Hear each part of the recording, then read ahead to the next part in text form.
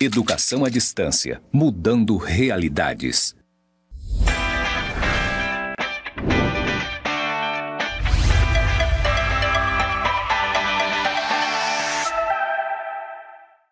Olá, galerinha, tudo bem com vocês? Eu sou a professora Rucilane e estou ministrando a disciplina de Contabilidade Pública no curso de Gestão Pública.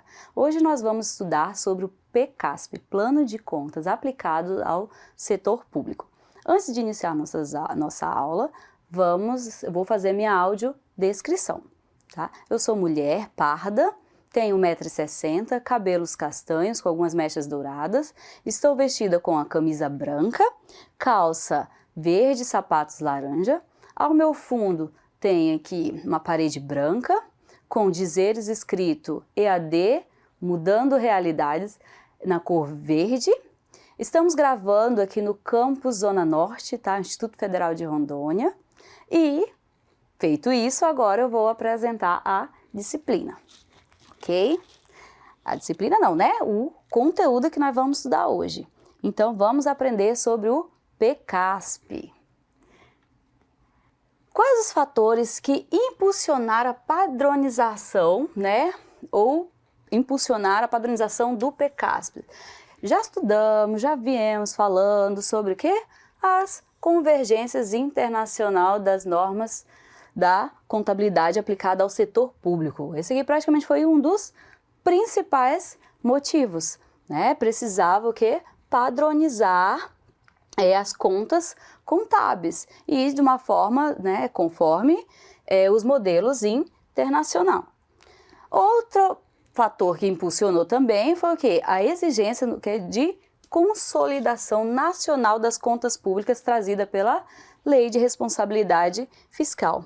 Então, praticamente esses dois motivos foram um dos principais, né, que impulsionaram essa padronização do PCASP. Mas o que é o plano de contas? Tá? Segundo aqui a USTN, ou o MCASP também, ele é o quê? É a estrutura básica de escrituração contábil formada por o quê? Por uma relação padronizada de contas contábeis que permite o registro dos atos e fatos praticados pela entidade de maneira padronizada e sistematizada, bem como que a elaboração de relatórios gerenciais e de demonstrações contábeis de acordo com as necessidades de informações dos seus usuários. Fala, nossa, que conceito amplo, né? Mas nada mais é do que o plano, né? O plano de contas, ele é uma padronização, um conjunto de contas contábeis do que foi registrado, né? Que permite o registro contábil tanto dos atos quanto dos fatos contábeis praticado pela entidade, tá? E que visa o quê? Visa também, no meio desses registros, depois a elaboração dos relatórios gerenciais e das demonstrações contábeis, de acordo com a necessidade das informações dos usuários. Bom, e o que é uma conta? É a expressão qualitativa e quantitativa de fatos de mesma natureza, tá? Evidenciando a composição, variação e o estado do patrimônio, bem como o quê? Os direitos e obrigações e situações neles não compreendidas, mas que direta ou indiretamente possam vir a afetá-los. Então, aqui a gente vê, vocês conseguem observar aqui um exemplo, né? Ali a conta caixa. A conta caixa, ela é de forma qualitativa. E o valor 30 mil já seria aqui uma forma quantitativa, ok?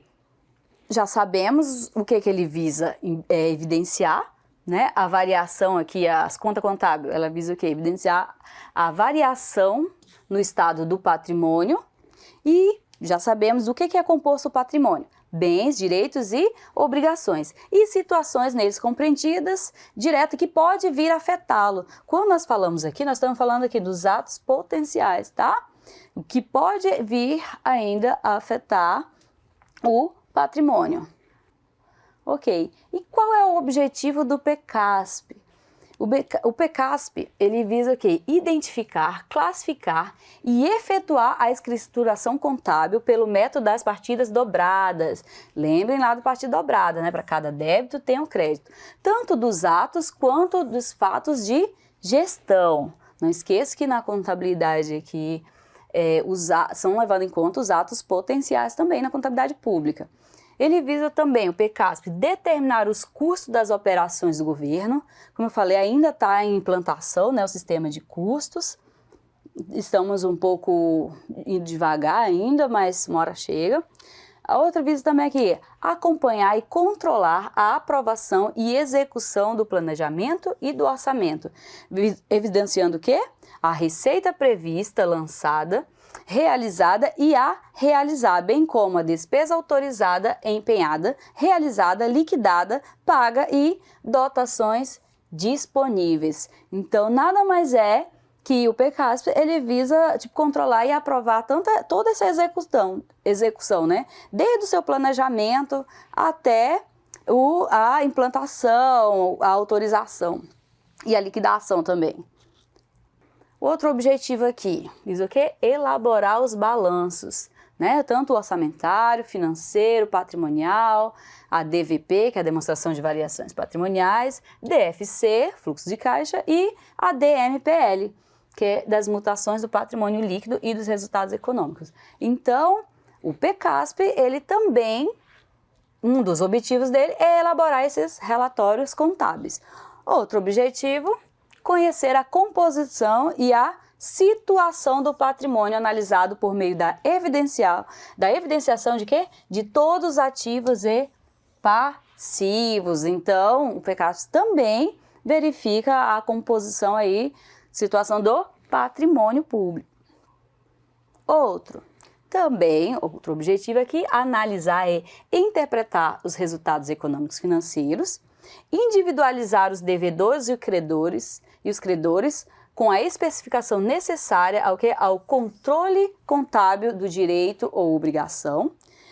Outro objetivo, controlar contabilmente os atos potenciais oriundos de contratos, convênios, acordos, ajustes e outros instrumentos congêneres. Olha aqui, ó. Esse aqui é o diferencial na contabilidade pública. Feito isso, agora vamos estudar o alcance do PECASP. Como já vimos, né, ele é obrigatório aqui a todos os poderes de cada ente da federação e seus órgãos e entidades da administração, tanto direta, né, quanto indireta, incluindo também os fundos, as autarquias, inclusive os especiais, as fundações e as empresas estatais dependentes, tá? Aquela que o público tem controle. E o alcance do PECASP ele é facultativo às empresas estatais independentes. E qual é a estrutura do PECASP?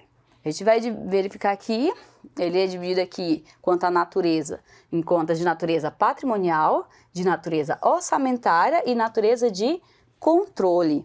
Então, das contas do 1 a 4, ou seja, do ativo passivo, o 3, variação patrimonial aumentativa e variação patrimonial diminutiva, pertencem ao quê? Às contas de natureza patrimonial, tá?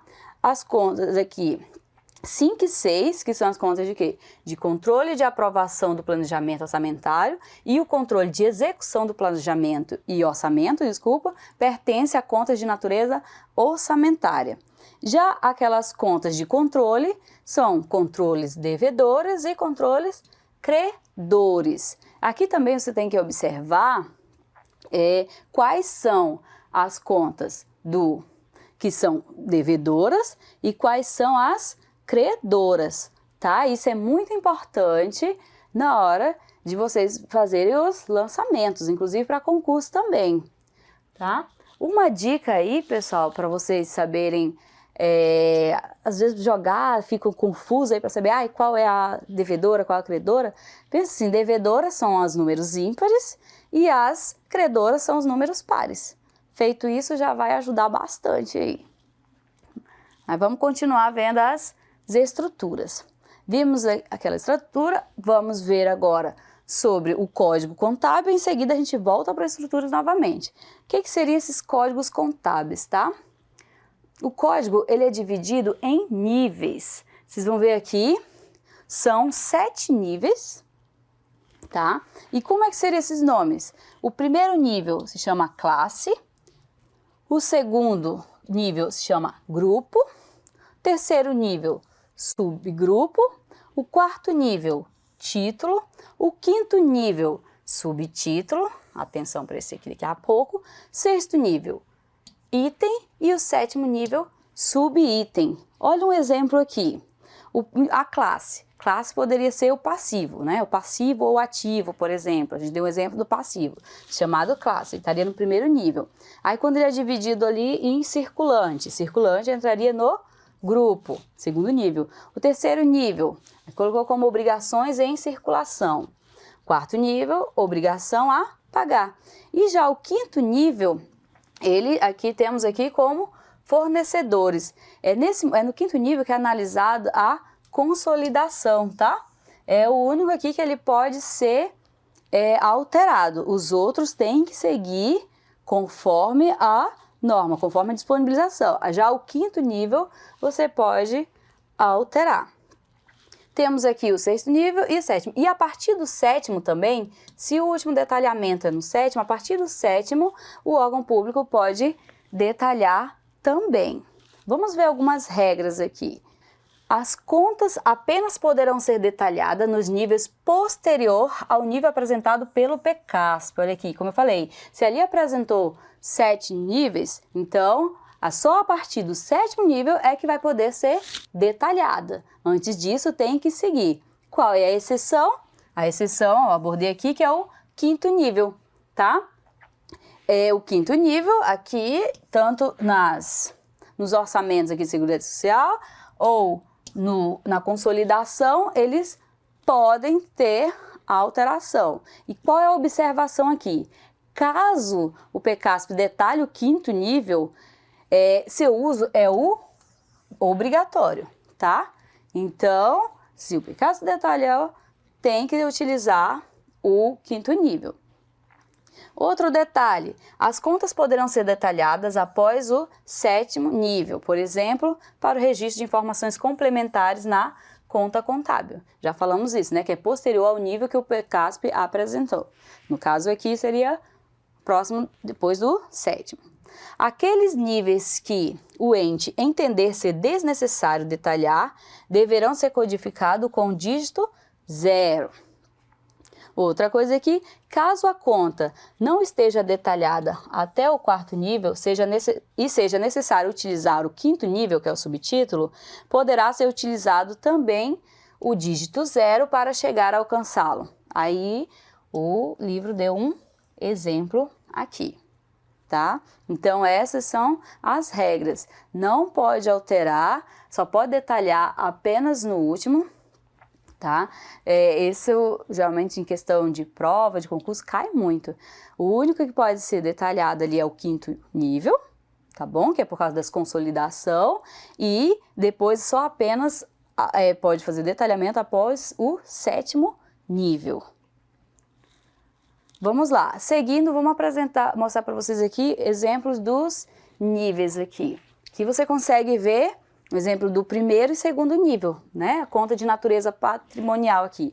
Conta de natureza patrimonial, temos o ativo e temos o passivo. Temos a variação aqui também patrimonial diminutiva e a variação patrimonial aumentativa. Lembra da dica que eu falei, ó? Os números aqui ímpares, 1 e 3. Já jogaria aqui como contas devedoras. E 2 e 4 como contas credoras. Esses 4 são de natureza patrimonial. Onde seria o primeiro nível? Aqui, ó, ativo. O ativo. Segundo nível, 2 aqui, seria o grupo. Então, aqui a gente mostra o exemplo. Como eu falei, lado esquerdo são as contas devedoras, lado direito as contas credoras. Só para relembrar a divisão aqui, ó, o ativo, né, dividido em ativo circulante e não circulante, o passivo circulante, não circulante, PL. E temos aqui uns exemplos de VPDs que vão ser detalhadas quando estivermos estudando sobre esse assunto. Aqui temos a conta de natureza orçamentária, tá? São as contas de controle do planejamento, orçamento e controles da execução do planejamento e orçamento. Esse lado tem o credor, esse lado tem o credor e esse lado, o lado devedor. Nunca esqueça, o lado esquerdo é o de devedor. E aqui também a gente apresenta, ó, primeiro nível, segundo nível e aqui também temos o exemplo de terceiro nível, tá? Quando você tiver em dúvida também, entre credora e devedora, presta atenção aqui, ó, no execução. Falou execução do planejamento, execução do PPA, execução do PELOA, execução do orçamento, credora, tá? Essa é uma das diferenças também para você observar. Aqui temos as contas de natureza de controle, que é o 7 e o 8º. Então, controle devedores e controles credores. Bom, aqui vamos falar algumas regras de integridade do PCASP, tá? O registro contábil deve ser feito pelo método de partidas dobradas, já falamos e repetimos isso, né? Então, devem debitar e creditar contas que apresentam na mesma natureza, ou seja, o de natureza patrimonial, eles apenas debitam e creditam nas contas classes 1, 2, 3 e 4. Os de lançamento de natureza orçamentária apenas debitam e creditam em contas das classes 5 e 6. Só que agora, na atualização do MCASP nono, a gente vai ver uma exceção aqui. Antes era assim e o 7º apenas com o 8º. Só que agora, né, apesar de uma regra geral, a utilização do 5º nível, consolidação para as contas de classe 1, 2, 3 e 4 do PCASP, há casos excepcionais em que é possível sua utilização para fins de consolidação com as contas de classe 7 e 8. Ou seja, é isso aqui, uma atualização novíssima, inclusive eu acho que ainda vai cair muita pegadinha aí, até para aqueles concurseiros, tá? Agora, então, vai ter como fazer essa utilização aí, fazer esses lançamentos juntamente com a classe 7 e 6. E daí, como é que ficaria? Então, automaticamente agora a gente pode dizer que apenas as contas 5 e 6, né, de natureza 5 e 6, de controle, controle orçamentário, que não vai poder fazer os lançamentos com 1, 2, 3 e 4, por causa dessa nova exceção aí em casos excepcionais, tá? Então aqui eu trouxe para vocês um exemplo do PCASP, ok? Vamos lá, ó, esse é o lado devedor, isso é muito importante, e o lado credor. Lembrem que as contas aqui, esses aqui é o de natureza patrimonial, aqui orçamentária e aqui de controle.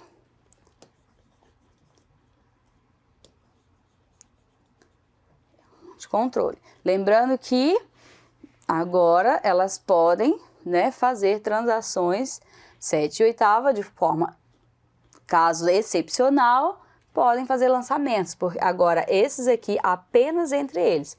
Então, as contas aqui de natureza do controle de aprovação do planejamento e orçamento e controle de execução do planejamento e orçamento, eles só podem, tá, só ver aqui, ó, tramitar, fazer lançamento entre eles, ou seja, entre 5 e 6. Bom, pessoal, era isso que a gente tinha para apresentar sobre o PCASP, tá? Vocês viram aqui o objetivo do PCASP, né? Trouxe as naturezas das contas, o conceito de conta. Nós temos aqui pouco tempo, mas não se restringe apenas a esse vídeo. Estudem, leiam os livros que a gente indicou lá no roteiro. No roteiro também tem outros vídeos mais explicativos para que vocês possam adentrar o assunto também, tá bom? Então, nos vemos até na próxima aula e tchau, tchau!